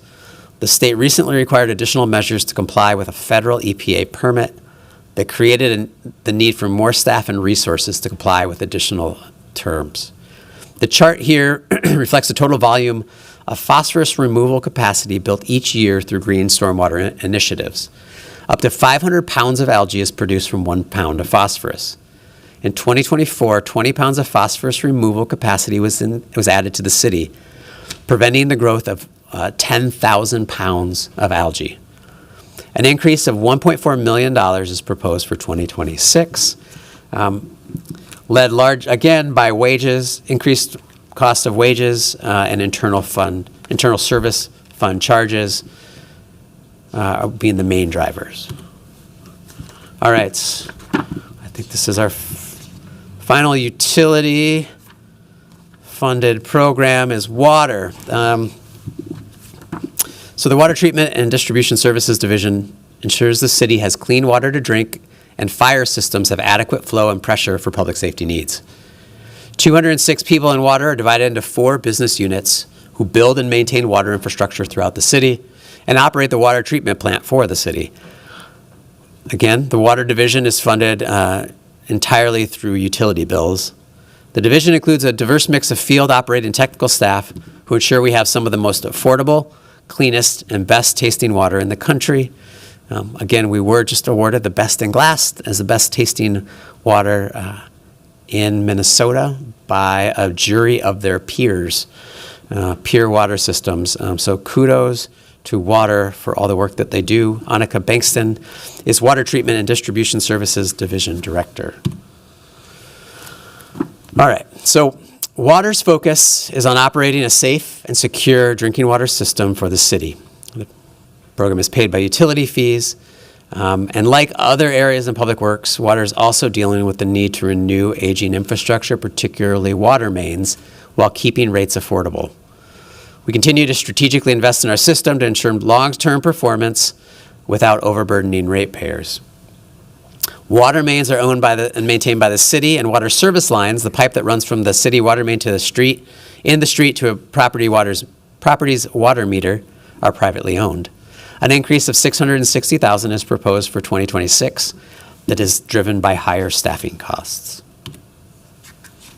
All right, so our proposed reductions. The following are proposed cuts to the Public Works budget. With a few exceptions, any cuts to the general fund budget for Public Works does have a direct and visible impact to core services. Again, the total general fund budget for Public Works is less than $75 million. So walking through these, I'm going to skip over the food and beverage, but moving on to budgeted reduction in transportation maintenance and repair. We are proposing to eliminate 1 vacant service worker FTE in transportation maintenance and repair, recognizing that there will be a reduction in service levels that could cause some delays in maintenance and repair work. These will be non-safety activities, though, for things like work done on bridges, malls, plazas, and greenways, graffiti removal, litter pickup, mowing, weed control, shrub replacement, bridge washing, flushing, those types of activities. It is notable that any service worker reduction will drop service levels, right? Grass will grow longer, graffiti will linger, shrubs and weed care will be deferred, and any additional reductions would impact core service delivery, including snow plowing and pothole filling. We'll discuss the sidewalk snow and ice pilot, number 3 on the chart on the next slide. But number 4 then is a non-staffing reduction in seal coating. So seal coating is what we do to extend pavement life and prevent potholes by sealing the pavement surface, creating a protective barrier against environmental elements that are the primary cause of asphalt deterioration. While this reduces some of our capacity, it avoids more immediate impacts to staffing or safety. We can still achieve our $800,000 expectation for seal coating annually that's outlined in ordinance. Number 5 would reduce the general fund portion of neighborhood traffic calming, the $100,000 that we've had programmed for multiple years. However, we propose adding $500,000 to the capital program for this work. That would fund about 35 projects. The program has matured and expanded, so it is a better fit for the capital program, and it really looks more like other construction projects now that are funded through capital. Next item here is a $200,000 reduction to the traffic safety camera pilot. This would just delay hiring staff in regulatory services to review violations. The reason we felt okay with this is it will give the program time to ramp up to ensure we're hiring the right number of staff to meet the need. The program will be kicking off later this week. So our thought is that we should see how things go before we maybe do that full hiring.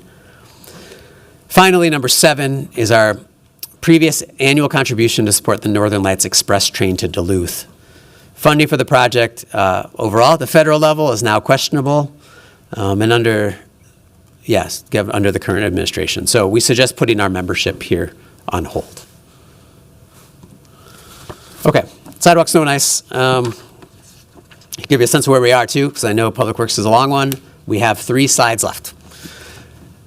So for sidewalk, snow and ice, the pilot was developed to improve the accessibility and safety of public sidewalks, focusing on the pedestrian priority network and assisting residents who struggle to clear their walks due to age or disability, particularly in underserved areas. Over the past 2 winters, we've identified that focusing on community-based programming has the potential to be a cost-effective strategy to maximize the goals of the pilot. Specifically, the portion, we're talking specifically about what we call the Senior Snow Clearing Assistance Pilot. These are grants to neighborhood organizations to cost-effectively provide services to seniors and those who need assistance and help, provided over 250 snow clearings over 6 snow events in the last 2 years. This part of the pilot also helps build local connections and community capacity for neighbors to support neighbors. Given the effectiveness of this part of the pilot, we suggest doubling capacity for senior snow clearing assistance in 2026, which is reflected by the $75,000 proposed. The snow coordinator has also proven critical to advance this work. They're needed to identify and collect data, understand barriers, identify chart a path forward.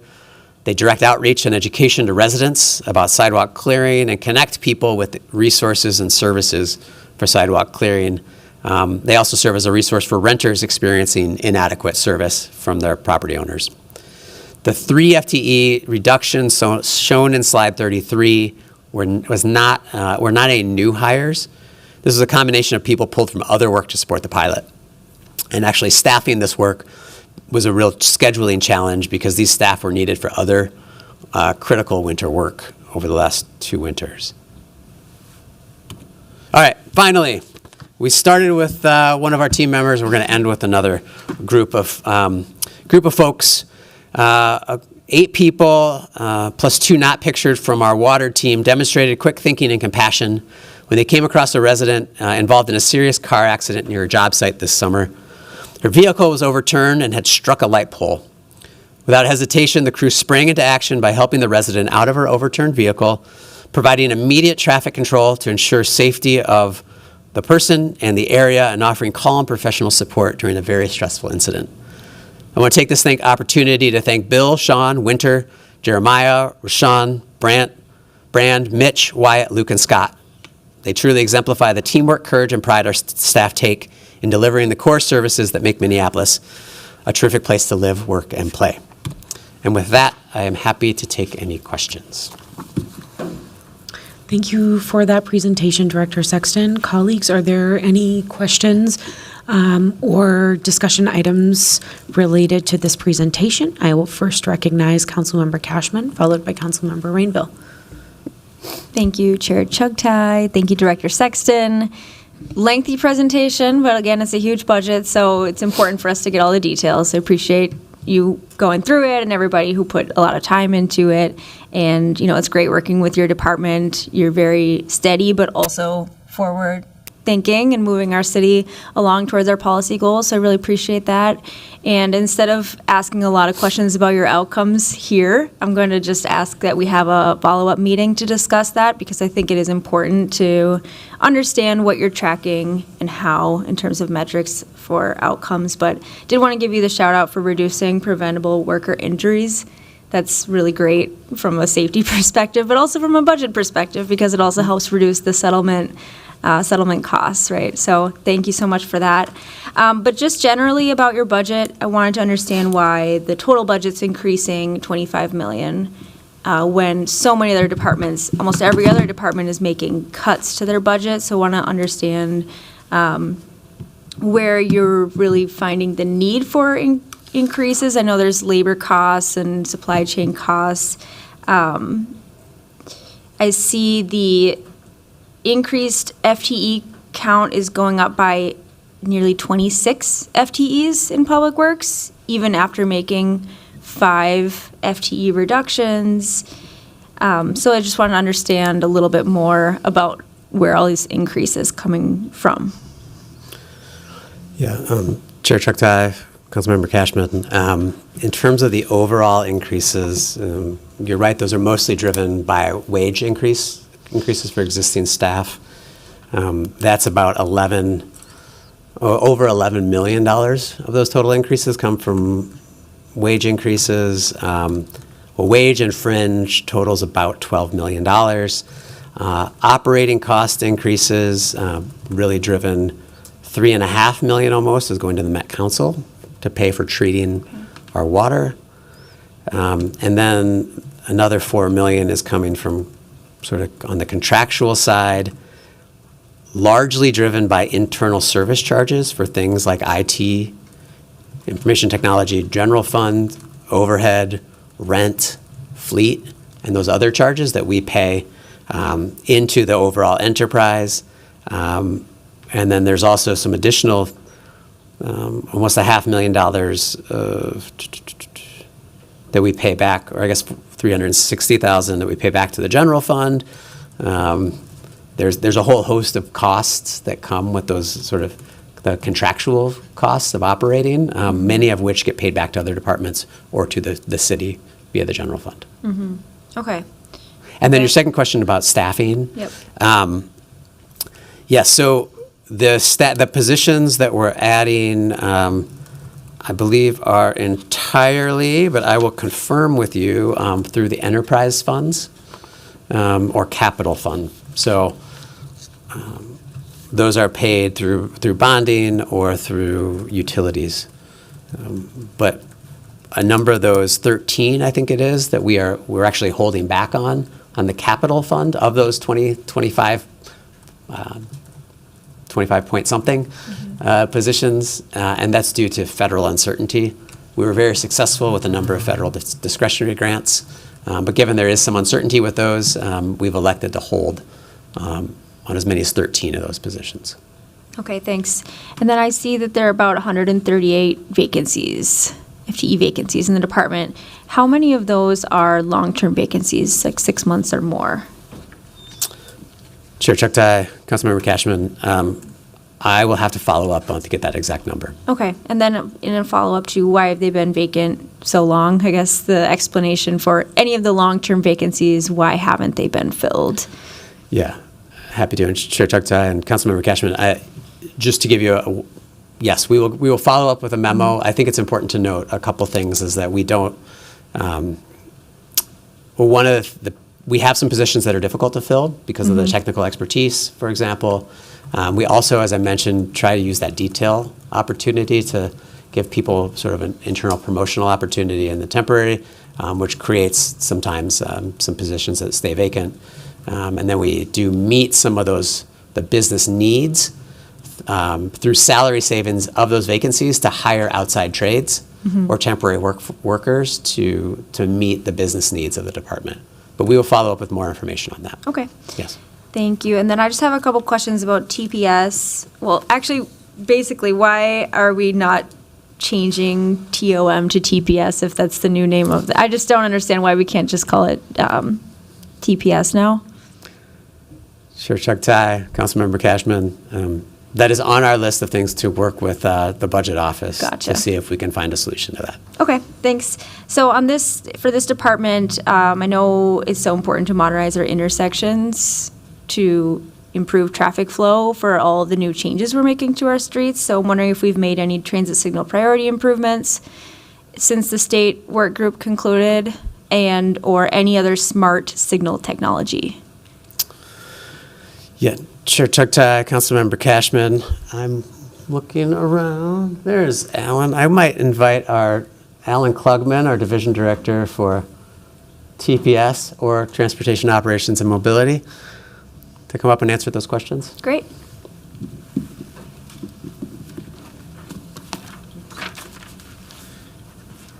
I guess it's afternoon. Good afternoon, Chair Chugtai, Councilmember Cashman, and other members of the committee. Could I ask you to repeat the question? Sure, I think I got most of course. it, but I want to make sure. So I'm since thorough. the state work group on transit signal priority concluded, have we made any transit signal priority improvements or any other smart signal technology? Right, okay. Councilmember Cashman referred to, there was a state work group on transit priority. I believe it started in 2023, maybe 2024. It went for about a year. I was a member of that committee. An outcome of that committee was to recommend some changes in how agencies in the whole metropolitan region looked at transit signal priority.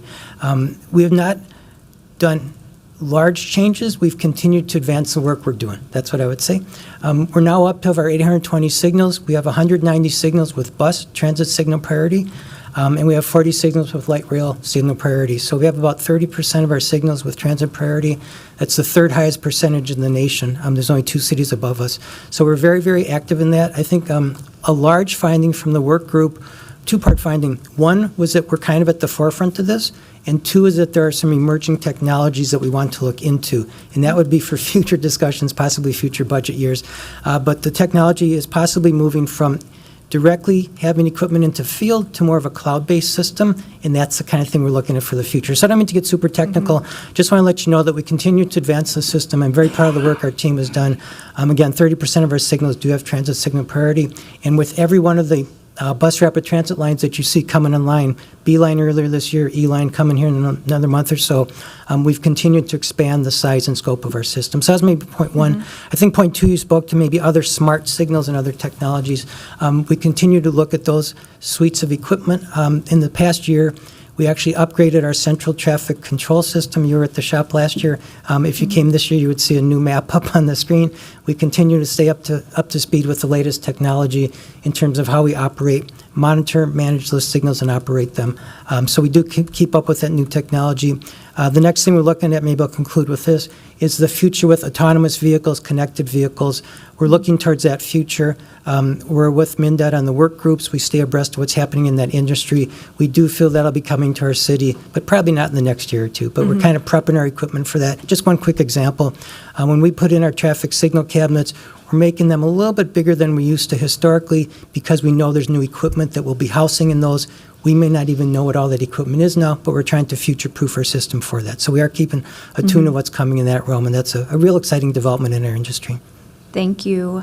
One follow-up here is about whether the traffic safety camera technology that we're installing starting this week, if that same technology could be expanded to do automatic parking enforcement, that would, help traffic control with all of the illegal parking that's happening that we're just not enforcing because we don't have capacity. Yep. Chair Chugtai, Councilmember Cashman, members of the committee, I think the short answer is probably not with the equipment that we selected for the camera safety pilot program. There are other technologies and equipments that are used for more of the license plate recognition and issuing of citations for parking. And a lot of it has to do with where you would set up the camera for what it is the camera's looking at. So it'd probably be a different suite of equipment, very similar, but different locations and different goal of what we'd want to accomplish with that. Okay. Thank you so much. We'd be happy to follow up with you on that in the Climate Infrastructure Committee. And then the last couple questions are about fleet services. So just want to understand why we missed our fleet emissions greenhouse gas reduction targets in 2023 and 2024, and if we're expecting those similar trends or trying to address those trends this year and next year. Yeah. Chair Chugtai, Councilmember Cashman, I want to introduce Chris Royston, our Fleet Services Division Director. Good morning.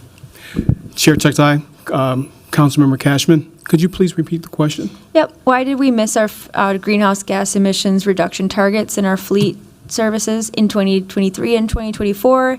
And how are we anticipating those trends changing this year and next year? Thank you. The challenge is, as we're ordering the vehicles, they have to come in, obviously, and then they have to be upfitted.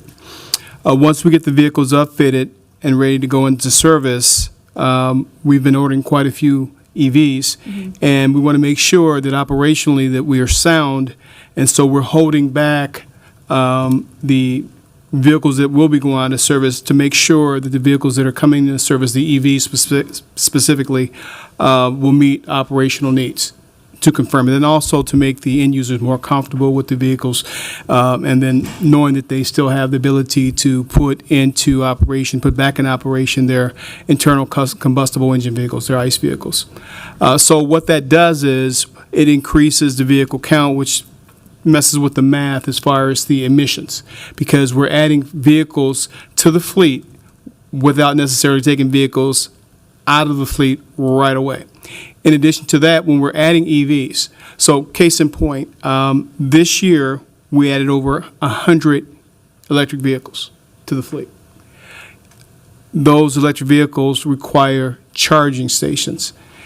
Those charging stations, there's a whole procurement process that goes into place, and then there a construction process just with those. And so you have to bring all of that together. They're bringing in the vehicles, to upfitting the vehicles, to getting the charging infrastructure in place for the vehicles. Typically, the city, we're buying about 30 vehicles a year. And like I said, last year we bought over 100 EVs alone and 130 vehicles altogether, because keep in mind, during 2021-22, the supply chains were shut down and we weren't getting the vehicles. The manufacturers weren't able to provide us the vehicles we needed. And so when the supply chains have opened up in 24 and 25, we're faced with adding a significant number of vehicles to the fleet. Okay, so am I understanding correct that we added all these EVs, but we're not yet using them? We're using them now, but when we're doing the math for the greenhouse gases emissions, some of the vehicles were not in service yet, but they still count it, right? I mentioned that typically we bring in about 30 vehicles a year. At one point in time, we had over 100 vehicles that were in the process of being upfitted, right? And so that took almost 7 months. So we had the vehicles, but they couldn't go into use because they needed to be upfitted. Upfitted is whether they be adding emblems on the side or equipment inside. In the case of squad cars, you're taking out back seats, putting in cages, putting in radios, and other safety components. It could be a traffic control vehicle that requires light bars. You have to buy that stuff, and there's lead times with it, and then it has to come in, and then it has to be upfitted. In this case, we can't do all of the upfitting internally, so we had to use contractual services to do the upfitting. But because the supply chains were shut down, all of the other municipalities, were buying at the same time, and they were utilizing the same upfitters that we were, and it took a really long time, if that makes any sense. Yep, that makes a lot of sense. Okay, Okay. thanks. And then just to conclude here, MPD vehicles are included in the fleet, right? Police vehicles are included in this. And do you know what amount of the MPD vehicles are electric vehicles at this point? I do. They are included in the fleet.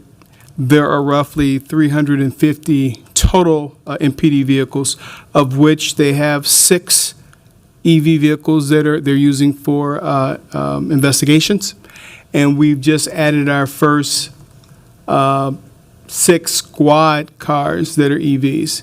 They're not in service yet. They're currently being upfitted. Initially, we're only going to put 3 into service immediately. We anticipate those being in service hopefully by end of the year. The challenge there, again, is adding dedicated EV infrastructure at the locations they're going to operate them out of.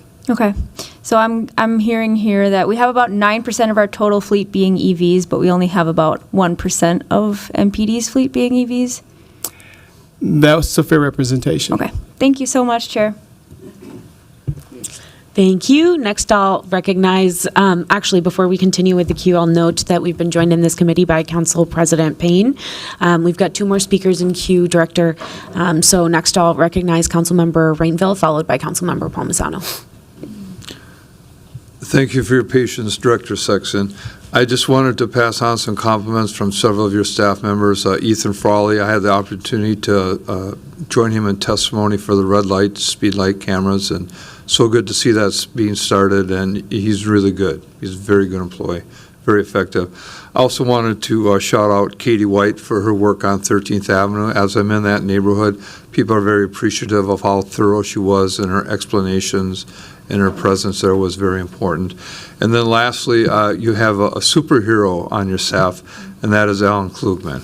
And Alan is always there with my very difficult questions and ask, and he's just a joy to work with. So please know that Alan is a very, very vital part. And I hope when you talk about institutional knowledge leaving, that he's not part of that institutional knowledge that might be leaving. Thank you. Chair, council member, I hope so too. Awesome. Thank you. And then finally, I'll recognize Councilmember Palmisano. Thank you, Director Sexton, for this presentation. I'm aware of the time, but just a couple comments and then a couple questions. I really like your mission statement on page 5, and I was struck by how the infrastructure and services provided by Public Works actually supports the other 21 departments in our city. You can't have public safety without safe and efficient streets. You can't have economic vitality without orderly waste pickup and a commitment to climate reduction strategies. You can't have neighborhood vitality without clean water and best practices on stormwater management. I also like that in your presentation you reflected your comments on a grand scale, from huge changes to Hennepin Avenue to the simple replacement of lead water lines that you're making a lot of progress on. They're very different, but they're both really important in their own ways, and they're both meaningful to residents. I need to give you these warm fuzzies because, frankly, you've selected some really pretty photos here, but to me, most of the work of Public Works is cold and dirty. You didn't have a lot of those in your presentation. But another thing that really struck me, if I'm reading the budget book correctly, and you just confirmed in your presentation, I think, was that out of your $486 million department budget, only about $74 million comes from the general fund. Did I read that correctly? Chair Chugtai, Councilmember Palmisano, that is correct. You know, the general fund component is what we as city council can influence. The things funded out of the general fund are core city services that we talk about a lot. It's about filling potholes and snow plowing and repairing streetlights and maintaining traffic signals. Any cuts or earmarks that we might make to that part of your budget means cutting staff in an immediate and direct impact to the on-the-ground services for residents of Minneapolis. I bring that up because time and time again, over the years, I hear council members saying Public Works won't notice a cut because you have such a large budget. but that's just not true. Only a small amount of your budget is actually even under our purview, and I just want to caution us as we move forward that we really have to be careful to support the livability of our city. And these are the things in your presentation that I hear about from residents when I speak to them from all over the city. A question for you. By moving the ongoing funding for traffic calming from the general fund to the CIP, does that mean it will have to compete for funding each year within the capital budget, or is that somehow stable or as stable as the general fund? Yeah, Chair Chugtai and Councilmember Palmisano, I think I'm going to take advantage of having one of our capital program experts here in the room, maybe help respond to that. You want to? So bring up Deputy Director and City Engineer Jenny Hager. Hi, Deputy Director Hager. Can you help us understand, is traffic calming then in this year's CIP budget? Good afternoon, Chair and members of the committee. My name is Jennifer Hager, serving currently as the Deputy Director and City Engineer. And the answer to your question, short answer is yes. We have proposed neighborhood traffic calming to be part of the CIP. Because that came a little bit later in the process for developing this current CIP, you don't see that as a standalone program. It's embedded in an existing traffic safety program, and we are proposing to create its own capital budget request and related number in this next development of the CIP so that that shows as a line item, neighborhood traffic calming. And just like some of our other ongoing programs within the capital improvement program, that would have ongoing funding associated with that each year. Thank you. That's helpful because I think it's largely a program that we all have a lot of interest in and have enjoyed having here in our city, especially to direct residents to give that feedback more directly for projects that they want implemented. Director Sexton had spoken about the Public Works utility fees, and it was on slide 38. This feels like a pretty steep monthly increase, and could impact those who can least afford it the most, right? This is my same concerns I have about franchise fees. Have these amounts been verified by a fee study or some type of calculation for the increase in Public Works utility fees, or who pays those really? I think that ratepayers pay them. Yeah, Chair Chugtai, Councilmember Palmisano, yes, the utility fees are all paid through by ratepayers. It is our goal to look nationally at those rate increases and what's happening around the country. We traditionally have been in the lower end of those national average increases, and we always try to keep them within the sort of 5 to 7% range to make sure that we are doing that and staying ahead of the curve in terms of the affordability of our utilities. I can provide more information on those sort of averages and that affordability index that we use, but that is our goal, and traditionally we've been able to achieve it. So would you say then that for this next year we might be average in public utility fees? Or we're still under? Chair Chugtai, Councilmember Palmisano, I'd want to follow up with more specifics on that, unless.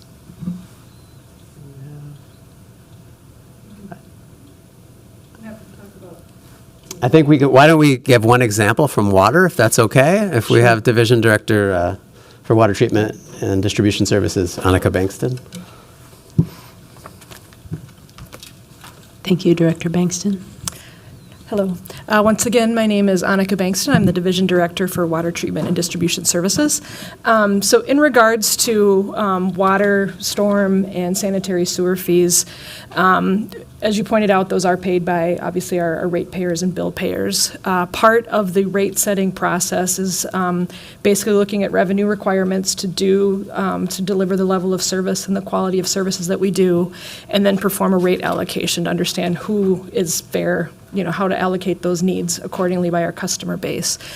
With that, we determine the rates needed, and then we do affordability calculations and estimations. And one of the levels we look at that's becoming an industry standard is something called the Household Affordability Matrix. And you actually look at the prevalence of poverty in a given service area and look at the amount that a ratepayer would pay for those water services. Industry benchmarks are around 7% for the lowest quintile of household income, and collectively with water, wastewater, and stormwater, we're at about 3.5%. So that's one benchmark among others that we look at to make sure that we're staying reasonable and appropriate. Thank you. As usual, Director Bankston, you're a wealth of information. I don't think I need more follow-up than what we just got. Thanks. Thank you. Awesome, thank you. Any other questions, council member? Wonderful.